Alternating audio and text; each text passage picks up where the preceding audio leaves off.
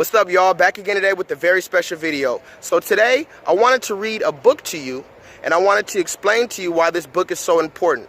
Before I read the book, I wanted to tell you how I found out about this book and show you that many times when doing research, you'll find the most unlikely things in the most unlikely places. So, as I said, I was doing research recently and I came upon a book titled The 10 Little Nigger Boys. Now, when I first heard the name and then I saw the title, I didn't believe it. Honestly, I didn't believe it. I didn't believe that there was a such thing that existed. And even when I saw the picture, I thought maybe it was photoshopped or maybe someone had recently just drawn that as a way of making a joke. But then when I looked further into it, it's true. Yes, there's a book titled The 10 Little Nigger Boys that was made in the early 1900s. That was a nursery book for children that was actually published and given to households for children to learn how to read, black and white alike. Now, I'm going to read you this book because I attained a copy, and I'm going to give my remarks after I read the book.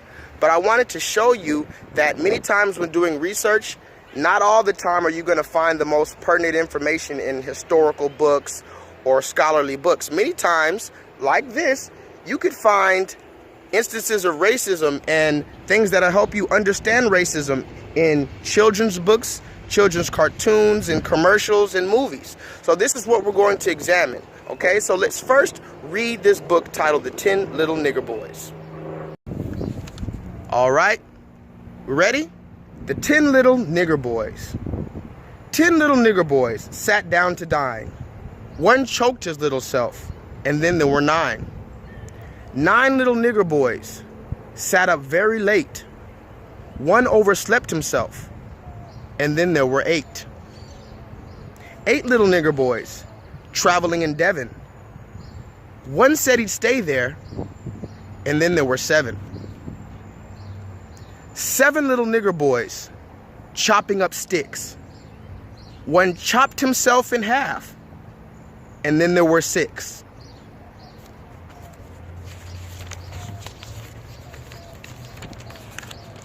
6 little nigger boys playing with a hive. A bumblebee stung one, and then there were 5. 5 little nigger boys going in for law. One got into chancery, and then there were 4. 4 little nigger boys going out to sea. A red herring swallowed one, and then there were 3. 3 little nigger boys walking to the zoo. The big bear hugged one, and then there were 2. 2 little nigger boys sitting in the sun. One got frizzled up, and then there was 1. 1 little nigger boy living all alone. He got married, and there were none. Now, this was the book, as you see with the illustrations. I have not doctored anything. You could look into it and research it on your own. This was the book as it was presented. Now, there are other instances in which the story was slightly more positive. I found an alternate version in which some of the examples didn't end in the children dying.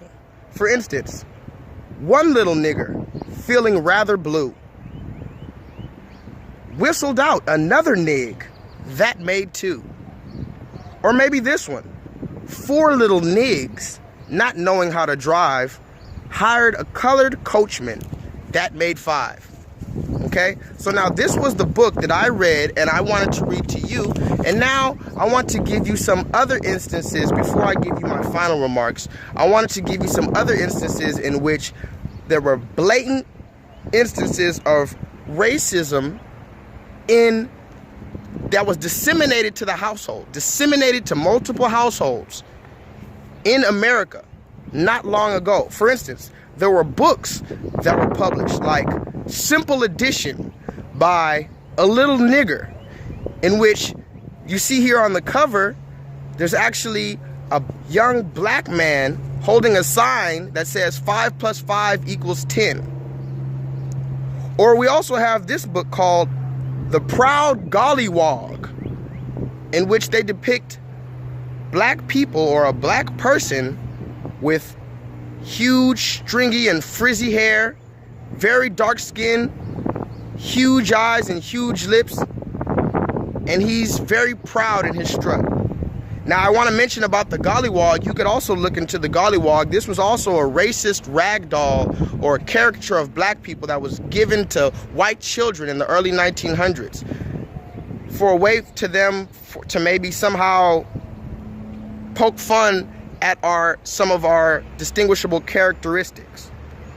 Now, again, I want to mention that I'm not bringing these things up in vain, and I'm not bringing these things up to rehash the past for no reason. But I do want to say that never in history have these issues been rectified. Never have these things been apologized for or even discussed in a righteous manner. So how could you expect someone to get over something that, one, they may very well not even know happened? Because many black people don't know about these things that happened before them. They see instances of racism now and they remember things in the 60s, but they don't realize that racism stretches further and further back. And the further back you go, the more blatant it gets, actually. So let's move forward with some of the other blatant instances of racism that were made in order to further the tension, okay, between races. This was a publication called Dar'll Be a Nigger Missing, which is basically showing on the cover of this book a runaway slave, two black people, one of them being a runaway slave, and then it shows in the back there the slave master chasing them from the plantation. He's trying to catch them from running away from the plantation, and he has a gun and an axe in his hand. Now here's some games that were made. Chopped Up Niggers, which was a puzzle piece, which is actually quite clever. I'll give it to you, racist white supremacists. That is quite clever to make a puzzle called Chopped Up Niggers. Because it's a puzzle. It's a bunch of pieces of a nigger and it's chopped up. I get it. Very, very clever. Here's some productions that were made. All coons look alike to me. Or how about the age-old classic Jasper Jenkins, the story of the civilized Negro. Now I want you to notice how on most of these caricatures of black people during this time, they all have very wild, unkept, untamed hair, very large, beady eyes, huge, humongous red lips. So characteristics that black people naturally possess, such as larger lips or curly hair, they were over centralized or over enthused in order to belittle us or attempt to belittle us, okay?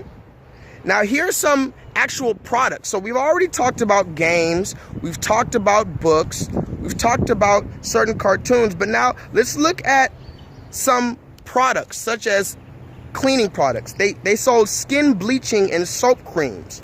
For instance, Chlorinol. Take a look at this picture right here. This is from a brand called Chlorinol, which is a skin lightening cream or bleach. And on the boat here it says, we are going to use Chlorinol and be like D-E, white nigger. We are going to use Chlorinol and be like the white nigger. And notice there that they have 3 black people on a boat. 2 of the black people are dark skinned. 1 of the black people is light skinned. And they are asserting that that light skinned black person has already used the product that they are pitching or marketing to you. The other 2 dark black people are smiling and they have the product in their hand, meaning they're going to use it or alleging that they're going to use this product. And one last thing you want to notice about this is that the black man who's already used the product and now has become lighter than the other black men, he's the one in charge of the boat and rowing the boat. Or how about this cake soap. Look at the picture there. We have one black man in a tub. He's already been slightly lightened by this product, and there are other black dark children outside looking in. And look at the bottom there. It says 5 little nigger boys grinning in a row. Watch Mummy Flanagan, who I can only assume is the slave master, scrub Jim Crow. 5 little nigger boys screaming with delight. Golly, massa cooked soap turns black into white. These are a few other pictures I found that displayed cake soap or bleaching creams that were marketed to dark-skinned black people in the early 1900s. And you can see here with these pictures that they have numerous pictures of white people seemingly washing or scrubbing the black skin off of black people to make them lighter. Okay? There's even pictures here of a few black parents putting their own children into a bath with these skin lightening products and washing their own children, hoping to make their children lighter. Okay? Now, when you talk about them making their children lighter, why would they want to do that? Why would a black woman put her black child, who's the same color as her, in a tub of bleaching cream in order to try to make them lighter? Well, because that mother has understood that the ideologies of white supremacy are enforced in America, and if she wants her child to be safe, she's going to try to make him assimilate into this beast system because he's a dark male, and she knows that his dark skin is not only undesirable, but will make him a target. So in her loving nature, she tries to protect him, although in actuality, she should teach him how to love himself. So let's move forward. So we've talked about games, we've talked about books, we've talked about even bleaches and skin whitening creams. There was also tobacco that was even marketed towards racism. For instance, take a look at this tobacco. This tobacco ad was called nigger hair tobacco. Look at the picture there for nigger hair tobacco, to where they're alluding that black people's hair resembles the tobacco that they're smoking. Okay? And look at the caricature again of the black person. Realize that it's all similar. A few last pictures that I wanted to show is actually the same author and the same publication company that created the 10 Little Nigger Boys book that I read to you. They also made books that depicted white children. Now, these are some of the pictures that they made that depicted white children, that they taught them how to read and they taught them how to count. So we can see a stark contrast here between the way that they depicted white children learning how to read and count versus how they showed black children learning how to read and count. Again, we can never, ever, ever begin to try to heal or cure or move past or progress past racism if we never take the time to thoroughly examine all of the factors that created it in the first place. This is why I read the book, and this is why I showed you the instances that basically conceptualized what we know now as white supremacy. These are images that were displayed to the homes of millions of Americans in the early 1900s. So how can we assume then that these children who grew up with these images would somehow forget these images or somehow move away from the doctrines that they were indoctrinated with? We have to break these spells by showing the inhumane cruelty for exactly what it is. This is what I'm doing with my channel, exposing all of the dirty little secrets of white supremacy in order that we may move forward. If you still would like to hold on to white supremacy, then you can be destroyed with it. But that's not my call to make. I'm here to destroy white supremacy. And even if you've done racist things before, it's not too late for you, and I want you to know that. So one last thing before I leave, and I want to let you resonate on that, is a quote by Kendrick Lamar. Kendrick Lamar is one of the top-selling hip-hop artists of this day, and his most recent album is #1 on the billboards.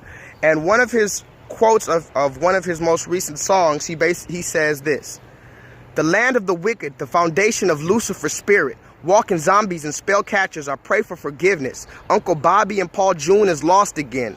The underworld and the fourth dimension my family's in. The big money, the fast cars my life produced. The blacks I connected while rebuilding this Rubik's Cube." So basically that line to me was very deep. And what it meant was, what he said at the end was very, very powerful. He said, "The blacks I connected while rebuilding this Rubik's Cube." And that's exactly what this is, and that's exactly what I'm doing. I'm trying to help build or rebuild or fix this Rubik's Cube that is racism, because just like a Rubik's Cube, if you're aware of a Rubik's Cube, it has many sides, many dimensions, many colors involved, and they're all scattered about seemingly in chaos. But the person who knows the technique and knows how to fix the Rubik's Cube will know how to make it to where all the colors will be aligned in unison and there's no more chaos. So I say that to say, yes, I'm rebuilding this Rubik's Cube. So in order to rebuild this Rubik's Cube and connect black people, because they've been disconnected, in order to connect us again, we have to go all the way to the inception of racism and tackle every little instance that shows injustice. And then we have to embrace and love ourselves and embrace this history. We can't be scared. We can't be frustrated and mad about this history. We have to use this history as inspiration to encourage us to not go back to the history. Because when I was younger in history class, they used to always say, well, if you don't know your history, you're bound to repeat it. And I never understood that, because I would always say, well, it's history, it's done. I'm not going to go through it again. But it's very true. If you don't know what you've been through, or you don't know what people that are similar to you have been through, that is a similar circumstance, and then you won't be able to evaluate some of the things that they went through. You won't be able to see, hey, this is actually a red flag. I remember when this happened in 1960 or this happened in 1920. You can evaluate the environments and say they're similar and they might have a similar reaction. So this is how you learn from the past. This is how you learn from your parents. So with all that moving forward, I want to say I love you. I didn't read this book to you to upset you. I read this book to encourage you, to motivate you to research. Because what I find in my research is that more times than not, you're going to continue to find new things.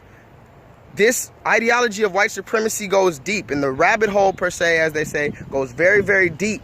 So in order to really tackle it, you can't just read what Martin Luther King said or watch a Malcolm X speech and then think that it's done. You can't just do well in your life and tell your children to do well and get a job and go to school and expect racism to be done with. We have to change the whole dynamic. We have to change the whole paradigm. And we have to know that in order to move forward, we have to speak about these injustices. So with that being said, of course, I don't want to take too much of your time. I love you, and please vibrate higher.